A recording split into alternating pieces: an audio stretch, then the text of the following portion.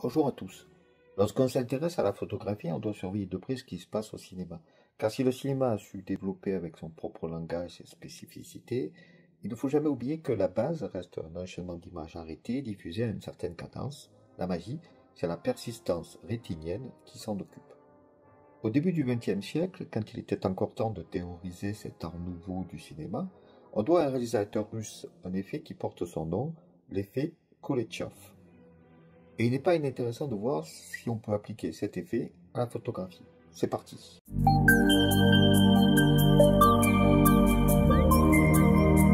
Lev Skoulechov, réalisateur russe né en 1899, est le premier à démontrer que la signification d'un plan dépend de celui qui lui est associé avant ou après.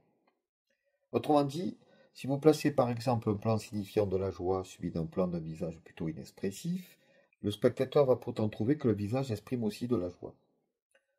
On trouve assez facilement sur YouTube la reconstitution de l'expérience Koletchov, les images originales n'ayant pas été conservées.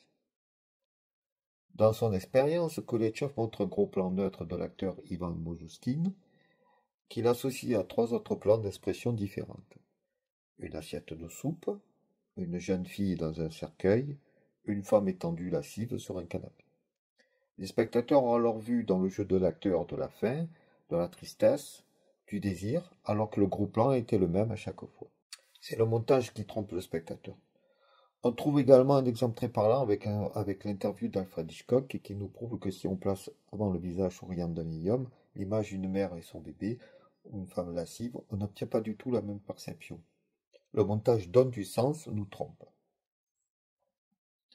Et la photographie dans tout ça? La première réflexe serait de dire que la photographie n'est pas concernée, car il faut au moins deux plans pour qu'il y ait effet.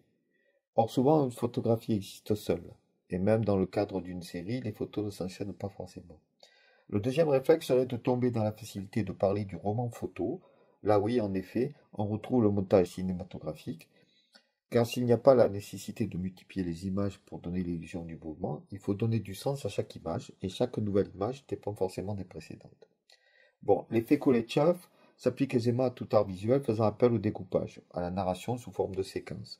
Pour la photographie, c'est le moment de parler de storytelling, ou l'art de raconter une histoire. Il y a beaucoup à dire entre la photo purement descriptive et la photo narrative. Trop pour se limiter à cette vidéo. Mais ce que nous apprend Koletchov, c'est qu'une image qui semble dénuée de sens peut en avoir si elle est associée à d'autres qui en ont. C'est une technique souvent employée pour la photographie de mariage, par exemple.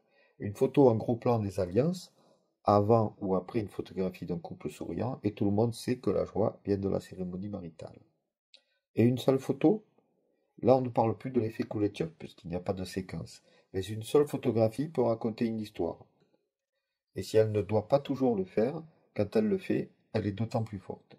Si la personne qui regarde votre photo arrive à se raconter une histoire autour d'elle, c'est déjà gagné. Et qu'importe ce que la personne en aura compris, car chacun y verra une histoire, pas forcément la même. Une même image peut être interprétée de nombreuses manières différentes.